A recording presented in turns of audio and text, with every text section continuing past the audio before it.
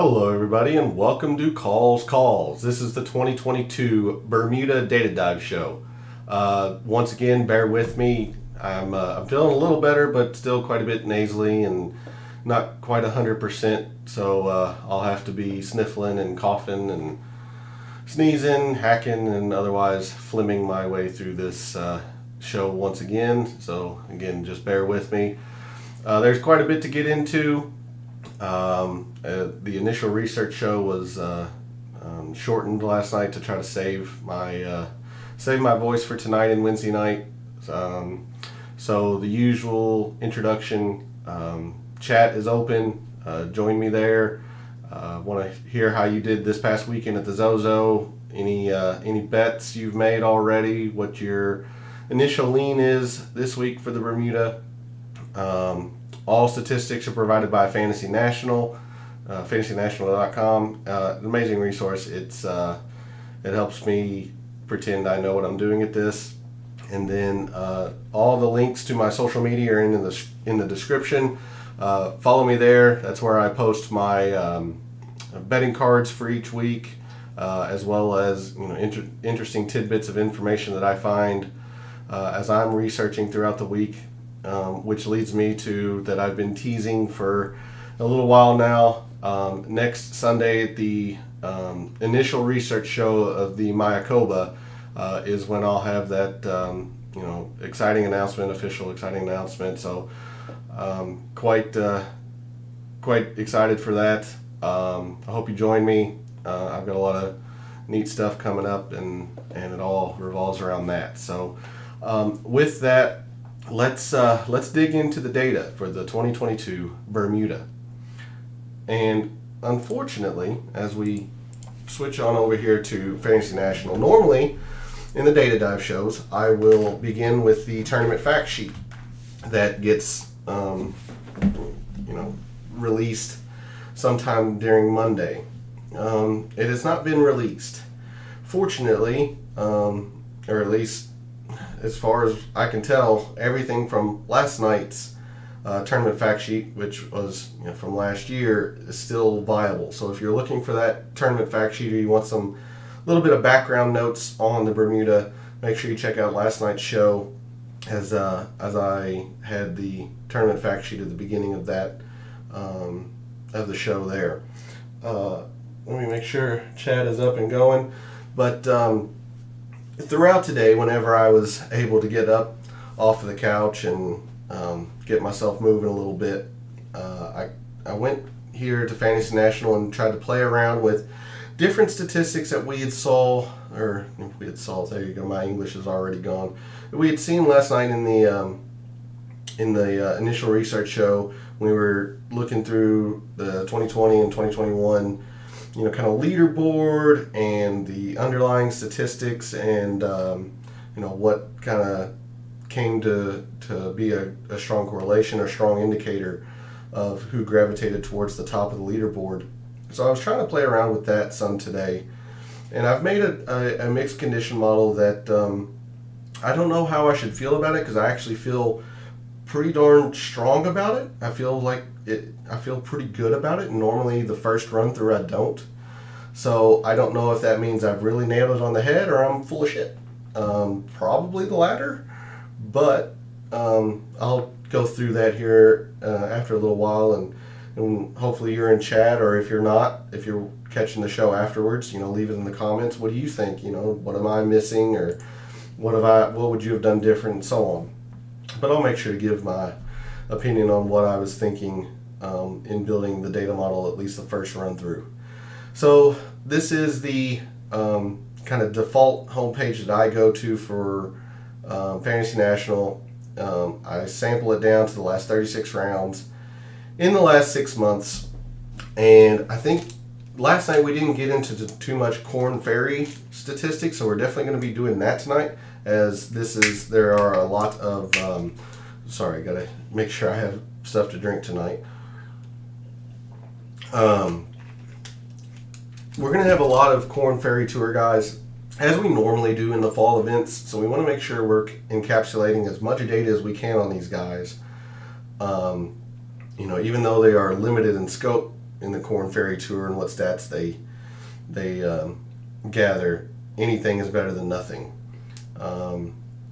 So with that, I think the first thing that I want to do, we know that we're on Bermuda greens, and we didn't do any digging last night or try to sort any of these players by any filters. Let's just start out with Bermuda and some strokes gained putting stats on Bermuda. If you'll recall from last night in the initial research show, these are some of the slowest greens on tour. In fact, in 2020, calendar year 2019, but 2020 season, they actually played to Velcro speed. So I'm definitely not going to be using any fast or lightning filters, but I'm also hesitant to use Velcro. It's just so very, very rare that you find Velcro speed.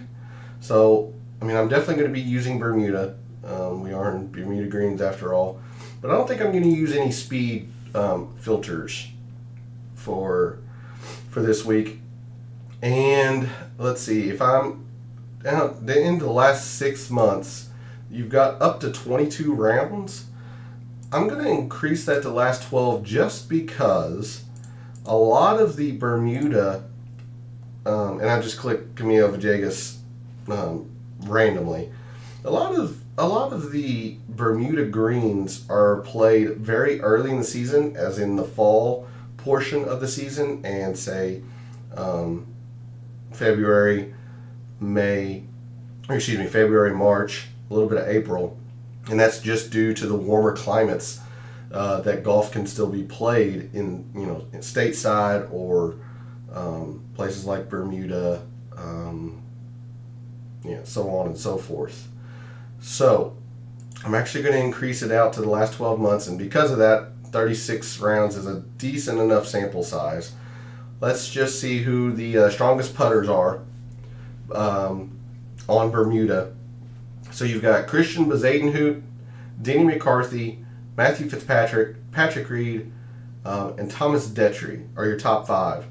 And really, I'll always advocate to go back and check out my show. But 3 of the 3 players that I highlighted last night all happen to be in the top 5 of this strokes gained putting for Bermuda. I highlighted these 2. They're the 2 biggest names in the field. Patrick Reed, Matthew Fitzpatrick. He's more known internationally, but he's making some waves here in the States. Somebody who's not probably known as much stateside, but starting to garner a lot of international attention, is Christian Bezuidenhout from South Africa. This Bermuda course, Port Royal Golf Club, is very, very short. It's a par 71, 6,800 yards or so. Very, very short.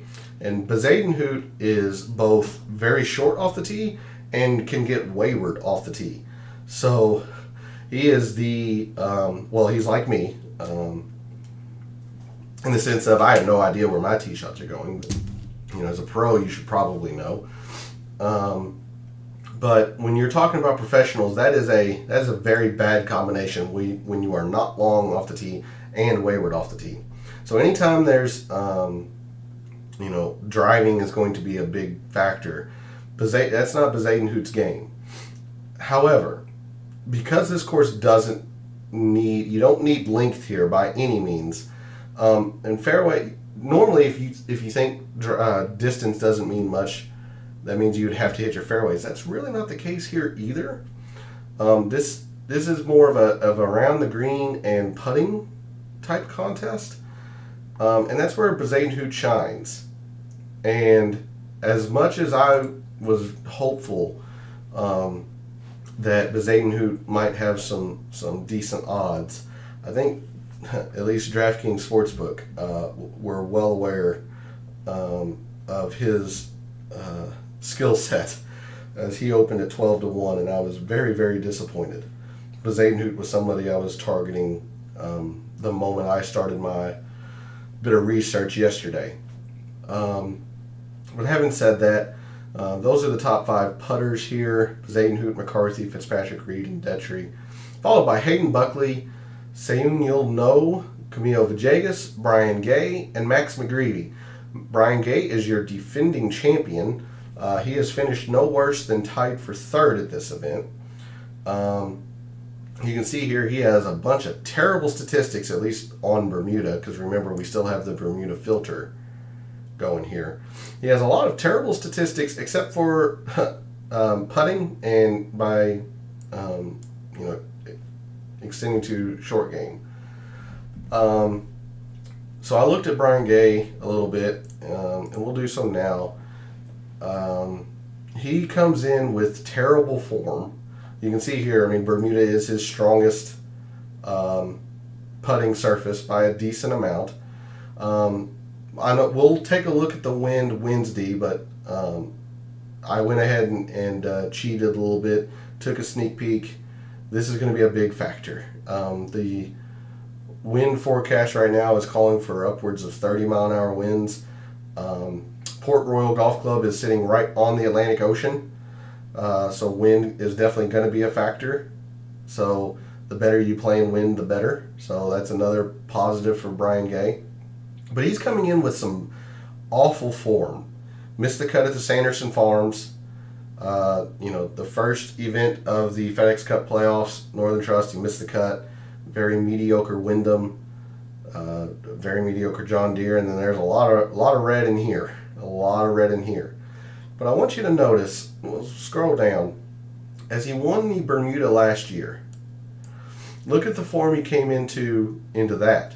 Missed the Shriners, missed the Fortinet, missed the Northern Trust, missed the Wyndham, missed the Open. For whatever reason, he just plays well here at the Bermuda. So I'm not too... normally this would be a big red flag for me, no current form. He has shown that he doesn't need current form to play well here at Bermuda. For whatever reason, the course, fits his eye or is perfectly suited for his game. Whatever it is, he performs well here at Bermuda. And the last I saw, this was earlier today, he was 100-1. So you better believe I hit, made sure I put a little bit on that number. Now, do I think he'll win back-to-back? No. But he definitely plays this event well, so you could do much worse at 100-1 than somebody who just plays this event well. Now, his irons have been really, really bad lately. His off-the-tee game's actually improved a bit. So, you're going purely on the narrative that he plays this course well. And he does play in the wind pretty well. So, I just wanted to show that out for you. But those are your top 10 putters. Do note, I just saw this about an hour ago. Paul Barrion has withdrawn. So make sure you make a note of that. And I'm sure it'll get updated on Fantasy National here after a little bit. In fact, I don't know if I've updated this since last night. So let me go ahead and do that for the last 12 months. Bermuda and sort. Yeah, so it looks like they've taken Paul Barrion. No, he's still there. All right, so yeah, make sure you take a note of that. Paul Barrion has withdrawn, and Brendan DeYoung is now playing. So, like I said, just keep a note of that. But yeah, those are your top 10 putters. And there should be, I don't know if I would say no surprises. These are all guys that are known for putting. Zayden Hoot, Denny McCarthy, Patrick Reed, Brian Gay.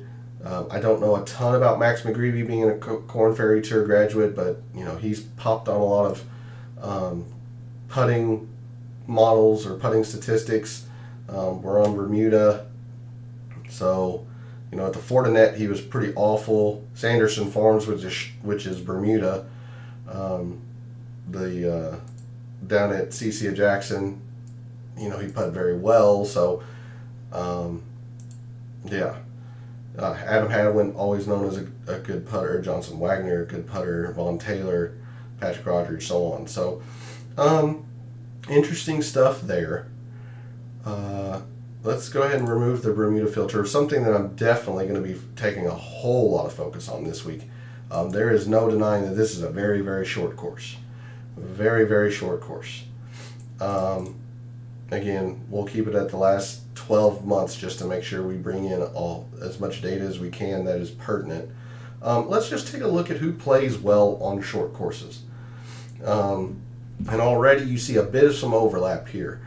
You got Camilo Villegas, Russell Knox, Austin Eckert, Lucas Glover, and Nick Hardy are your top 5. And remember, as I'm highlighting these Korn Ferry Tour guys, or if they're very high on the strokes gained leaderboards here, do take a note of the rounds. So Nick Hardy only has 4 rounds in the PGA Tour that were short, whereas you have somebody like Russell Knox who has 32 in the past 12 months. So that's why we're going to definitely take a look at Korn Ferry only statistics. And I've done this for the previous fall events where guys from the Korn Ferry Tour are playing, that I kind of break out whatever statistics that I can from the KFT. That way we can kind of see. And I do that on the DFS Tactics show. So just be aware of that you're looking at 4 rounds versus say 32. But it's not nothing. He's played well on short courses when he's played them. The rest of the top 5, top 10, Denny McCarthy, Guido Migliozzi, Lucas Herbert, Kramer Hickok, and Cameron Percy. So you've got a bit of overlap here. Denny McCarthy, Camilo Villegas, Fitzpatrick lurks, in the top 15 here. Bezaden Hoots in the top 20. Reed's in the top 20. So interesting stuff there. Like I said, when you combine that with the putting, those are the two. The more I looked at it today, I was focused more on the short course, and when I'm looking at a strokes game, kind of like total evaluation, just to get a feel for how guys have traditionally played these style events. It's been on these short courses, and I've also taken a look at wind. Let's see, in the last 12 months, there's only been 11 rounds that have measured this windy AF, which is, I believe, sustained winds of 17 miles an hour plus. Like I said, they're calling for 30 mile an hour winds. So I'm actually going to narrow this down. I'm going to say last 24. That way we just, as we flip back and remove filters and such, it doesn't make such a discrepancy. But in your windy rounds, and again, a lot of these are very small sample size, some as low as 2, most around the 7 to 8 mark. Your top 10 windy players in the field: Brandon Wu, Camilo Villegas, who has been on all 3 of our kind of snapshot high level rankings; Adam Schenk, Sean O'Hare, and Karadek Api-Barnrat. And the rest of the top 10 goes Lee Hodges, Kramer Hickok, who was on the short course rankings; Lucas Herbert, same; Vincent Whaley, and Sepp Straka. Brian Gay also lurks in the top 15 here. Patrick Reed, Bezaden Hoot, both lurk in the top 20. So you've got quite a bit of overlap happening already. So it seems like the term in the industry is a horse for course. There are horses for courses. Some guys prefer long courses. Some guys prefer, difficult. There are certainly guys who prefer short and windy Bermuda type courses, and those guys generally do well here. Particularly guys who don't need length off the tee. Brian Gay has never ever been long off the tee by any means. I was hoping I could, let's look at a distance and accuracy type deal here. I mean, you can see driving distance gain, while he's not, the shortest of shortest, he has never been positive in the strokes gain distance. He was positive in relation to the field here last year. I mean, this is a very, very, very short course. So that just gives you an example of the kind of kind of stuff we're dealing with here at Port Royal. Having said that, there are no drivable par 4s. The entire length of this course comes on the par 3s. You've got one par 3 that's less than 150 yards, at least on the scorecard. And most players take advantage of that par 3. The 3 toughest holes on the course, and I'll bring up the course breakdown, but I really went through this last night in the initial research show. The toughest is the signature hole, long par 3. The third toughest, same length par 3. And the second toughest is a very long par 3 as well. So the 3 toughest holes on the course are where the length is on this course. These are 213 yard plus par 3s. It's a very, very difficult par 3 course. There's a reason why the strokes gained par 3 is the biggest factor of who plays well here. Because if you can get your pars on these very tough par 3s, you're going to gain strokes on the field. So that will absolutely be something that we kind of focus on. And, I think that's a decent little segue, I believe, into the mixed condition model that I had built, kind of my first run through today. So this was, again, probably not, well, clearly not the most ideal mindset data model I've made, since I'm still a little bit foggy and recovering from all the sinus stuff this past weekend. But I wanted to take a look at short course, strokes gained total on short courses, strokes gained total on windy. And the more I've thought about it and the more I'm seeing it here, I think I would probably change this to 10 here and 5 here.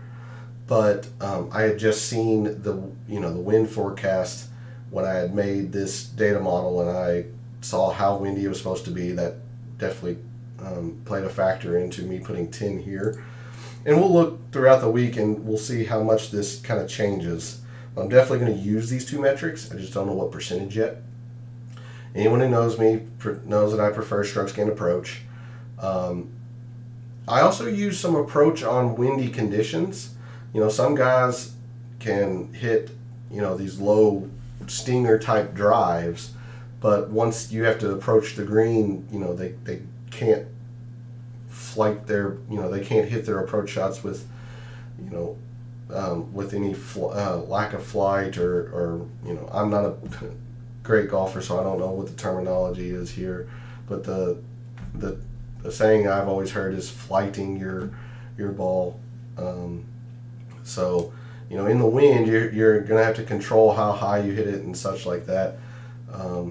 So that's why I really kind of wanted to separate the strokes gained approach.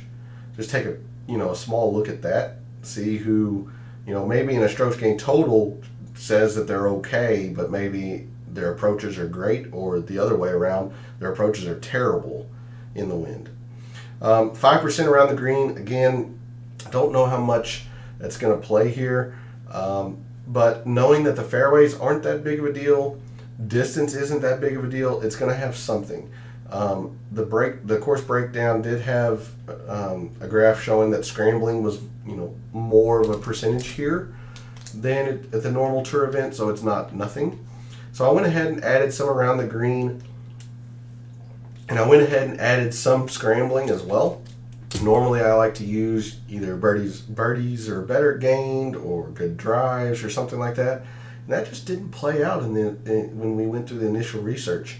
There was no real strong indicators that was a statistic that would indicate who would be at the top of the leaderboard. So I added some scrambling. This is a lot more around the green percentages or statistics that I would use in a normal data model, but we'll see. I'll probably tweak it here throughout the week, but strokes gained putting, Bermuda, I have quite a bit in it. I don't know how much it really is going to factor in, and the main reason being is that if we actually look at the tournament history, And again, we did this last night, but you'll see here in the strokes gained department, we have total and we have tee to green, but we have no individual, off the tee, approach, around the green, or putting statistics. So therefore, because of these are all being zeros, we don't have any proximity statistics from the Bermuda. We don't have any putting statistics from the Bermuda. So, it's really kind of, we have to really bake into the really, sub statistics or the weeds of the statistics. And we found that the par threes and the par fours were the heaviest indicators last night. So I just wanted to highlight that in case anybody missed last night. Which if you did, go back and check out that show. There's a lot of good information as we kind of went through those statistics there. But coming back to here, so I put strokes gained putting at 15%. I mean, I really don't know because we don't have a lot of the precise statistics that we like to use here. Scrambling, I mentioned, we said that the par threes and the par fours were so very important here, and I went ahead and used a little bit of the par fives. Spoiler, Hank Lebiota's number one. But we used a little bit of the par fives, but it actually didn't really strongly correlate to high finishes. I'm still going to use, and I'm going to keep this at 5% throughout the week. But this is one course, this Port Royal Golf Club, where par fives just don't really matter. Now, obviously, if you're bogeying them, then yeah, you got problems. But it's generally speaking, the par fives are where a lot of tournaments are won or lost, and you just have to take advantage of them on the majority of tour events. Here, it's the complete. I mean, it's not a non-factor, but it's very little of a factor as I've seen before. It's all in the par threes and the par fours. I also saw some strong correlation in the length of the par fours, but I didn't use any of those today. Again, I've been under the weather. Had to go back and forth from here to the couch and such like that. So hopefully tomorrow I will be even better shape than what I am today, and really can think hard about a reasoning and stuff behind perhaps specific, par fours 350 to 400, par fours 400 to 450, such like that. But that was the reasoning behind the metrics that I have chosen, at least for this data model. I've talked through it. I'm going to change the percentages. I'm probably going to change some of the metrics, even remove or add or whatnot. But this was the first pass, first run through. And when we sort here, the top five for me were Hank Lebioda, Seamus Power, Guido Migliozzi, Christian Bezadenhout, and Hayden Buckley. With the top 10 rounded out with Vaughn Taylor, Adam Hadwin, Bo Hoag, Adam Schenk, and Mito Pereira. So already this is skewed quite heavily towards the good putters, which at 15% strokes gained putting would make sense. The only really two bad putters here in the top 10, Bo Hoag and Mito Pereira. Mito makes a whole lot of sense because he is, he's the best, or tied for the best in approach in this field. He eats these par threes and par fours. He is a short game aficionado, so I think this course suits very well for Mito. But looking at Bo Hoag more so, let's dig into a little bit here on Bo Hoag. You can see here Bermuda is not his favorite putting surface. It's his worst, but he's still, a good putter overall. But a lot of it comes here. He is fantastic in the wind. Absolutely fantastic in the wind. Around the green game has never been his strength, but it's not an abject failure. His irons have gotten a whole lot better lately, and he's roughly been tour average or right around there in strokes gained off the tee. He's coming off a missed cut at the Fortinet, which used to be the safe way. He missed the cut at the Wyndham, but he still gained strokes putting at the Wyndham, which are Bermuda greens. Wyndham is Sedgefield Country Club. So then, you have some pretty decent form before that. Top 20s at the Barbasol and the 3M, some made cuts at the John Deere and the Rocket Mortgage. But if you come back to early in the season 2021, or part of the wraparound here, he did miss the cut at the Bermuda last year. But the OHL, the RSM, the Sony, he missed the cut, which is other Bermuda greens. But so is the Amex, he gained there. The Farmers, so Waste Management is also Bermuda. He didn't have a good week on the greens there, but played very well otherwise. So I think what makes Bo Hoag interesting, I don't want to say he's a favored contender in this field, but what makes him interesting is the steady improvement in the iron play. I mean, you've seen here, he's gotten, he was gaining 7 strokes on the field at the Barbasol, gained a little over 6 at the Rocket Mortgage. He did have one terrible event at the U.S. Open, but again, that's the U.S. Open when you're playing against the elite of the elite. Otherwise, he's been, even the time where he missed the cut at the Fortinet, he wasn't terrible. He lost 0.6 to the field. It's bad, but it's not an abject failure. And he's been steadily just in the green, in the positives. So that's one thing to look for in Bo Hoag. It's somebody to keep in mind for this week as you're either planning out some of your sportsbook betting or looking ahead to DFS. To keep in mind Bo Hoag. I've certainly got an interest or a star on him. And then, the putting has been very good lately. He's generally been, tour average. The Bermuda thing is a little bit worrying since, it's his least favorite surface, but I do like to see the very good wind play. He's almost gaining 3 strokes a tournament in the wind. That's saying something. That is saying something. So, keep your eye on Bo Hoag this week. You got Patrick Reed lurking just outside the top 10 here. He's 12th in this initial run through of the data model. Nick Hardy, somebody I like off the Korn Ferry Tour, he's at 18th. Vajegas, who popped quite a bit in the overhead rankings or snapshot rankings we did, he's 20th. So good stuff there. I'm actually very high on Hayden Buckley this week. Hayden Buckley is somebody whose iron play has been fairly good. His putting is starting to come around, if you want to believe in a couple of the events. But do keep in mind, he was 4th at the Sanderson Farms, 8th at the Shriners. He gained a bunch of strokes on the green. Those are Bermuda greens. Now, those are fast Bermuda greens, but they are Bermuda. So, a lot of positive there. His iron play has been pretty darn good. So a lot to like here with Hayden Buckley. And again, this goes all the way back to 2018, where he even made the cut as a young player at the Sanderson Farm. So a lot to like there. Clearly his favorite surface is Bermuda.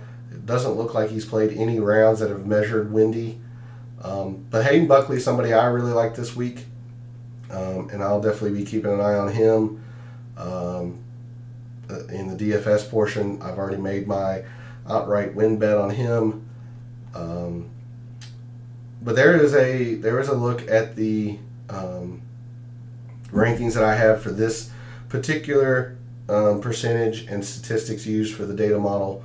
There you go. I think that covers all 10 that I used. Yep. So as I mentioned, let's take a look, because we're starting to see a lot of these Korn Ferry Tour guys pop up in these rankings. Let's in the past 6 months, let's go back to 6 months and remove any of these filters here. Yeah, so There were no windy conditions apparently on the Corn Ferry Tour. Let's look at just Corn Ferry Tour and see what we can gather here on guys in this field who played Corn Ferry Tour events. So, there were no. I think I've seen this before. There were no short courses on the Corn Ferry Tour. So nothing below 7,200 yards, which is interesting. So we don't have much to go on there.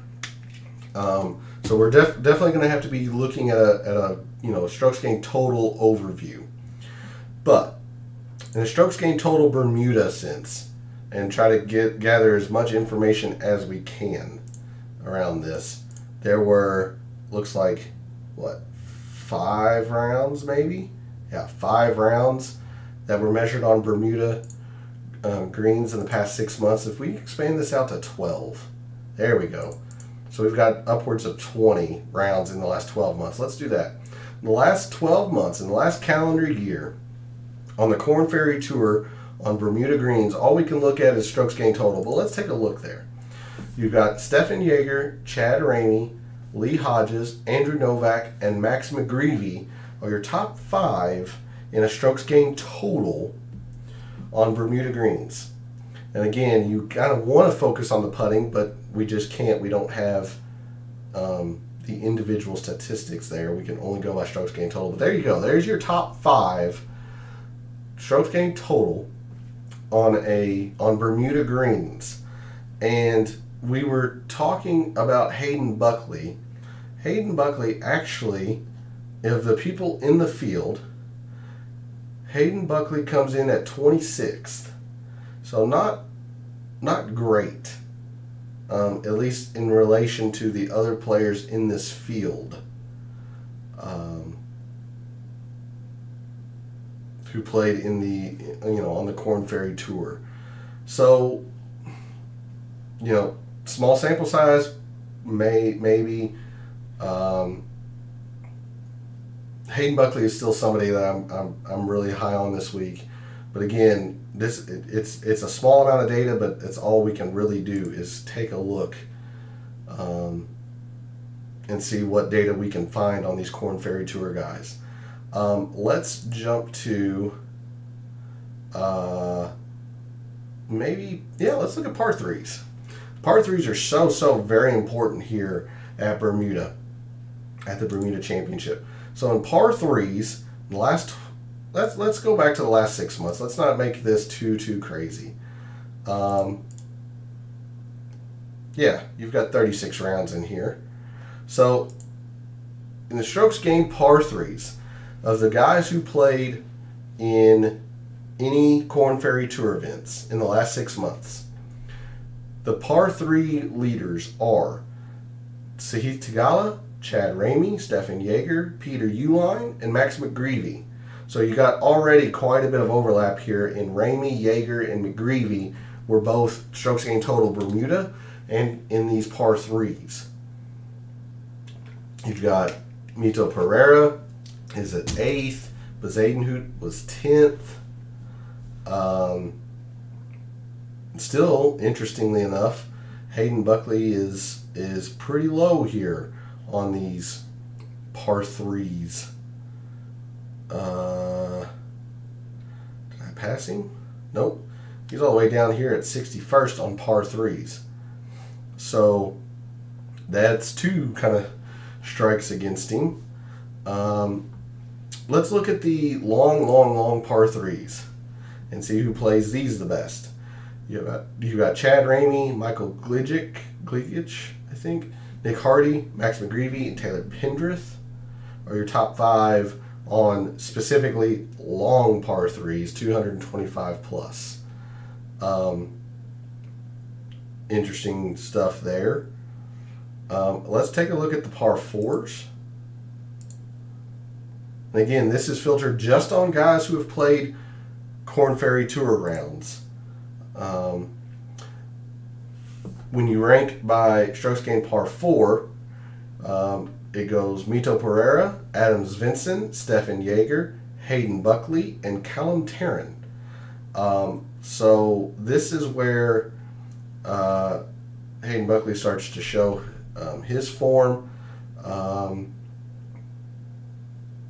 Let's see, Chad Ramey here at 8th. He has popped on all of these, the Korn Ferry Tour filtered statistics here. Looking at the par 4 350 to 400, this was the length of par 4 that had the strongest indicator, the strongest correlation, and the one that I'm probably going to end up using a little bit of a percentage in the overall data model. But on par 4s from 350 to 400 yards, you have Mito, Patrick Flavin, Matt Every, Nick Hardy, and Stefan Jaeger are the top 5. Actually, Davis Riley's tied for 5th as well. So those 6 are in the top 5. Hayden Buckley is 7th. Ryan Armour, who has played this tournament very well in the 2 years that it's been played, he's tied for 8th in both tournaments. He is 10th. There's Vincent. There's Chad Ramey. It's the first time he's out of the top 10. And then 400 to 450, Svensson, Jaeger, Grayson Sigg, Callum Tarrant, and Vincent Whaley are the top 5. There's Hayden Buckley, Mito Pereira, Chad Ramey jumps into the top 10 for par 4s of 400 to 450 yards. So good stuff there. A little hesitant to do anything else with these Korn Ferry Tour guys. Like this week, I'm just not looking at birdies and bogeys. This looks to be about an average difficulty type course. So I don't like to do any, birdies on easy, birdies on difficult, bogeys on difficult, just because we don't have a lot of the, we don't have any strokes gained approach. We don't have any proximity style statistics from the Bermuda. So we're not going to have anything there. Not going to have anything there.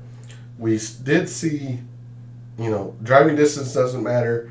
Fairways really didn't matter. Not a whole lot. I use scrambling. I mean, we can maybe take a look at sand saves, but then again, it's kind of hit and miss, really. But if you want to know sand saves of the guys who played any Korn Ferry Tour events in the past 6 months, sand saves, it goes Lucas Herbe, I think. He's French. Eric Barnes, Christian Bezadenhout, Stefan Jaeger, and Vincent Whaley are the top 5 in sand saves. But again, I don't think it's just sand saves this week. I think it's going to be more scrambling. The fairways weren't really a strong correlation. Neither were the greens in regulation. When we looked at, the indicators of success here at the Bermuda. So, there's not a lot of Korn Ferry Tour statistics that we're going to be able to extrapolate, but ones that we can, I'll definitely, add to the spreadsheet on Wednesday night when we do the DFS Tactics show. I did want to come in here, take a look, see what we have. I'm going to go ahead and start including all the PGA Tour stuff as well. Actually, I'm just going to take out the Korn Ferry Tour, and if we see some interesting guys on the that are Korn Ferry Tour graduates, we'll take a look there. Let's see. Let's take a look at how some of these Korn Ferry Tour guys have done, in their short time on the PGA Tour, like in these strokes gained par 3, for example. Let's see. Let's see. If I include Korn Ferry Tour, if I click on that, well, come on. There we go. Okay, so for some reason Fitzpatrick has played 4 rounds on the Korn Ferry Tour. Is that right? Really? I don't believe that. Nothing jumps out to me that it would be on the Korn Ferry Tour. 26 and 22. Let's see. If I take off the Corn Ferry and just look for Matthew Fitzpatrick. Yeah, it's still the same, 26. Okay. So that's weird. So I'll just keep this unchecked. Strokes gained par 3. Mark Hubbard, Michael Kim, Ryan Armour, Brian Stewart, and Mito Pereira are the top 5 in strokes gained par 3, 36 rounds in the last 6 months. And we saw that Hayden Buckley was not very good on the Corn Ferry Tour, but he's risen to 22nd on just his PGA Tour events.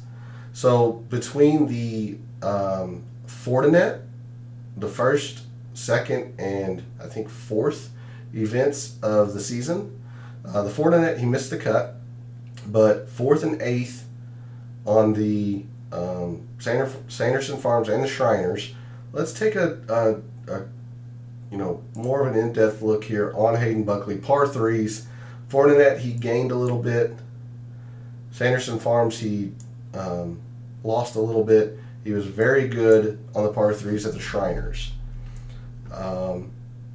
He's been very good at the length of the par 3s here, so that's comforting.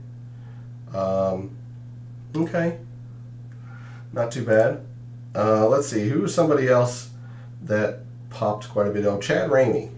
Let's see about Chad Ramey here on the strokes gained par 3s for just PGA Tour events. I'll sort by name, make this quicker. Chad Ramey.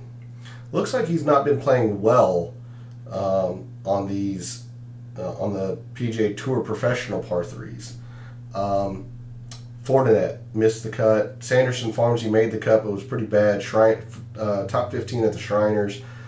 Let's take a look at his par 3 efficiency in those events. Yeah, pretty bad. -2, -1.5, and gained 0.8. But you can see here in his Corn Ferry Tour career, or in at least the past 6 months or so, he's been devouring these par 3s. So, yeah. Interesting stuff. Good stuff there. Distance and accuracy doesn't matter. So there you go. There's some decent stuff there. Let's see. Again, if you're in chat or in the comments below, who are you wanting to look at this week? I can give you a quick look and see what I'm seeing as I'm going through my research. Let's take a last little gander here at the par 4. Normally I like to look at proximities, and I like to look at distance or greens and regulation stuff. That just doesn't come into play here. Strokes gained par 4. You got Power, Lebiota, Rogers, Migliozzi, and Nick Taylor are your top 5 in strokes gained par 4. Looking at only PGA Tour events for the entirety of the field. You've got Stallings, Eckroat, Mito Pereira, Brian Stewart, and David Lipsky round out the top 10. There's Nick Hardy. Hayden Buckley is 16th. Patrick Reed is 20th. Fajagas. Some good stuff there. Let's see about these 350 to 400. This was, again, the biggest correlating yardage, I'll say, of any of the holes that produced high results on the leaderboard. So par 4, 350 to 400. And these are just PGA Tour events, remind you. Stefan Jaeger is number 1. PGA Tour grad. Corn Ferry Tour grad. Stefan Jaeger, number 1 on these 350 to 400 yard par 4s. But we can see already some concerning trends with Stefan Jaeger in regards to this week. Bermuda is by far his worst putting surface, and he's not particularly good at it. In fact, he's negative. He's very bad in the wind. Very, very bad in the wind. He has been putting well lately, although he did miss the cut at the Shriners, but he putt well at the Sanderson Farms. He putt well at the Fortinet and at the Barbasol. So, I mean, he's been putting well. But let's take a look here and go specifically into his par 4 efficiency and the 350 to 400. Where he missed the cut at the Shriners, he didn't play the par 4s well at all, but he has gained in several other tournaments before that. 1.5 at the Sanderson Farms, 2.5. So, yeah, generally speaking, he plays these short-ish par 4s pretty well. It's good stuff to look at. Let's see, anything else here that we want to take a look at? No, I think that's going to do it for Fantasy National. Just because I have alluded to it, forgive me as I'm going to search for Wind Finder here, and I'm going to take a look at Bermuda and see what's been coming up here. And it should be, I believe it was over in here somewhere. Yep, that's Port Royal right in here. So you can see it's right on the ocean. Sorry, there we go. Port Royal, right on the ocean. The nearest wind tower that you have is across this bay over here, and this is the one I used earlier today. Let's get the forecast. See what's changed here, if anything. So you can see tomorrow they've got 30-mile-an-hour sustained winds, with gusts up to 43. Again, this is just tomorrow, but they've got a lot of rain in the forecast. Tonight Tuesday, all Tuesday into Wednesday evening and morning. Now Thursday, they're still calling for sustained winds in the 20s with gusts up to maybe 31. And then it looks like it has bottomed out because Friday was very windy as well when I looked earlier. And then now it's, fairly, relatively calm. I mean, 14-mile-an-hour winds is still fairly strong, but it's not classified as windy to Fantasy National.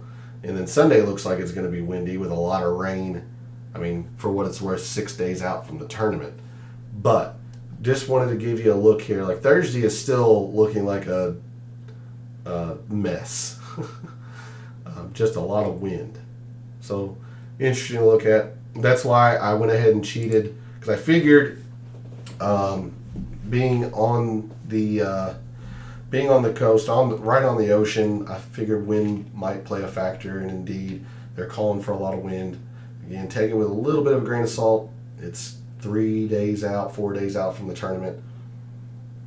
And we'll definitely take a look Wednesday night on the DFS Tactics show and really kind of dig into that. If they are calling for wind, when in the day they're calling for it, and all that, to see if there are some AM PM splits that we can maybe take advantage of and such. But guys, a bit of a shorter show again tonight. I apologize for that. I'm going to try to save my voice as much as I can this week for the DFS Tactics show.